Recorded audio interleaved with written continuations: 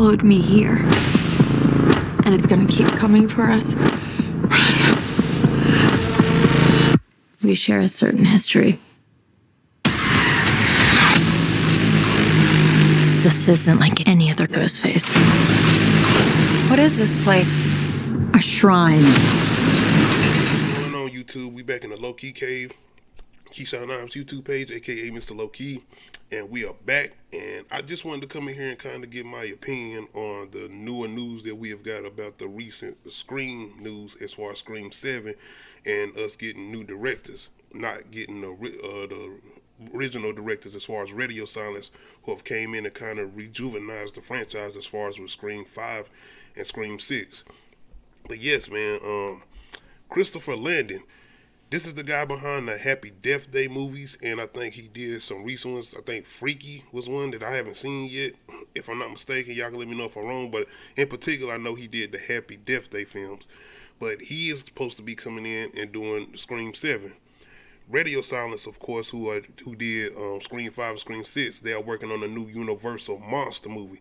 We're talking about, the Frankensteins, Draculas, Wolfmans, and all of that. And I don't know which one they're working on in particular, but they are working on a new one. With that being said, I don't mind that at all. I'm actually looking forward to whatever they're working on. The issue is, I love what they have did with the Scream franchise. All that being said, I still love my 90s and what we was able to get with those first two, in particular as far as Scream 1 and 2. But what they was able to do and pull off with Scream 5 and especially with Scream 6, that opening sequence, man, with Scream 6, like, that's another thing. What is this guy going to be able to do, or what is he going to be capable of pulling off, and how is he going to be able to live up to that opening sequence? Because one of the most important things with Scream movies is that opening. That is pretty much our indication of what we are in for. Scream 5 was more so that love letter to Wes Craven.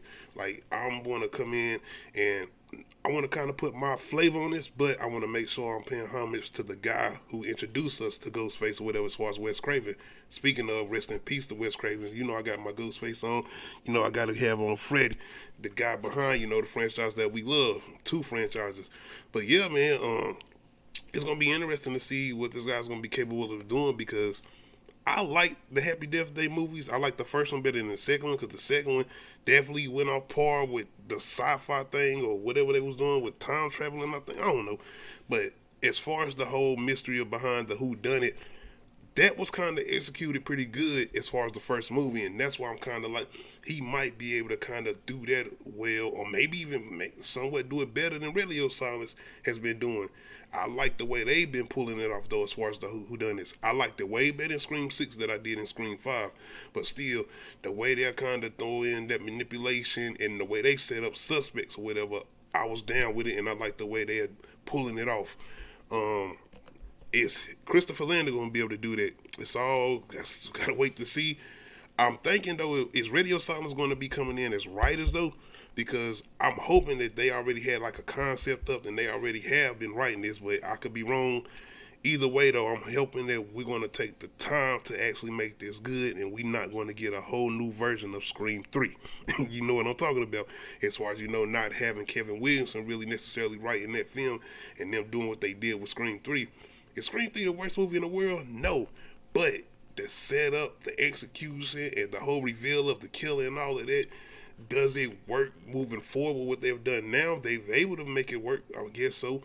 But yeah, man, I am just very curious about where we're going to be able to go with Radio Silence not coming back and us getting this guy Christopher Landon. Obviously, I feel like he's going to be able to do something, being that he kind of had this tempo of the whodunits with his first 2 movies, as far as Happy Death Day and Happy Death Day 2, more so the first one. But I would like for y'all to definitely give me y'all opinion on how y'all feeling about this. I'm a huge Scream fan, so I just want to know, are they going to be able to pull this off without having Radio Silence there, and what they was able to come up with and what they was able to do.